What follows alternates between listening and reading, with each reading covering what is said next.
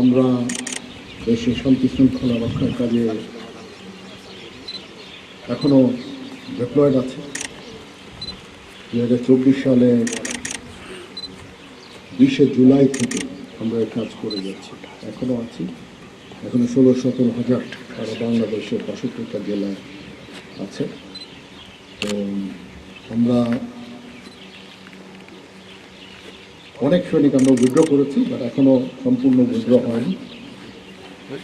ইনশাআল্লাহ আমরা আশা করছি যে কিছু সময়ের মধ্যে আমরা সবাই ব্যারাকে ফেরত আসতে পারবো। তারপরেও দেশের প্রয়োজনে আমাদের কিছু কাজ করে যেতেই হবে, যতক্ষণ পর্যন্ত সরকার আমাদের চাইবে আমাদেরকে মাঠে থেকে বিভিন্ন কাজ করবো। যেমন এখন ফুয়েল ডিপোগুলোতে আমাদের ডিপ্লয়মেন্ট আছে। এরকম টাইম টু টাইম বিভিন্ন কাজে আমাদের হয়তো সরকারকে সহায়তা করতে হবে। তারপরেও মোটা দাগে আমাদের যে প্রধান কাজ ক্যান্টনমেন্টে ফেরত এসে প্রশিক্ষণ করা, যুদ্ধের জন্য প্রস্তুতি, আমাদের নিজস্ব যেই পদ্ধতি আছে, নিজস্ব ওয়ে আছে, সেগুলোতে আস্তে আস্তে আমাদের শুরু করতে হবে কাজগুলো। ওই জন্য ফায়ারিং অত্যন্ত গুরুত্বপূর্ণ। আমরা এতদিন ফায়ারিং সেভাবে করতে পারিনি, এখন ফায়ারিং কম্পিটিশন হলো।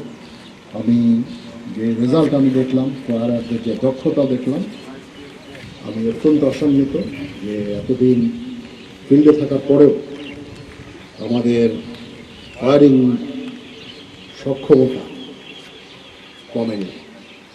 এটা একটা ভালো লক্ষণ। আমাদের আস্তে আস্তে এরকম আরও ট্রেনিং ইভেন্টগুলো আস্তে আস্তে শুরু করতে হবে এবং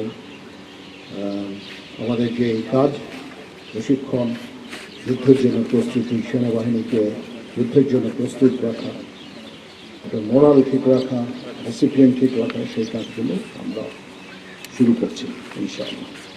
আমি মনে করি যে প্রত্যেকটা ফিল্ড কমান্ডারের কাজ হচ্ছে ফিল্ডে ট্রুপদের সাথে ইন্টারাকশন করা, তাদের সাথে ট্রেনিংয়ে থাকা। তাহলে ট্রেনিংয়ের মান অনেক উন্নতি হবে, ট্রুপসের মরাল বৃদ্ধি পাবে। এই কাজগুলো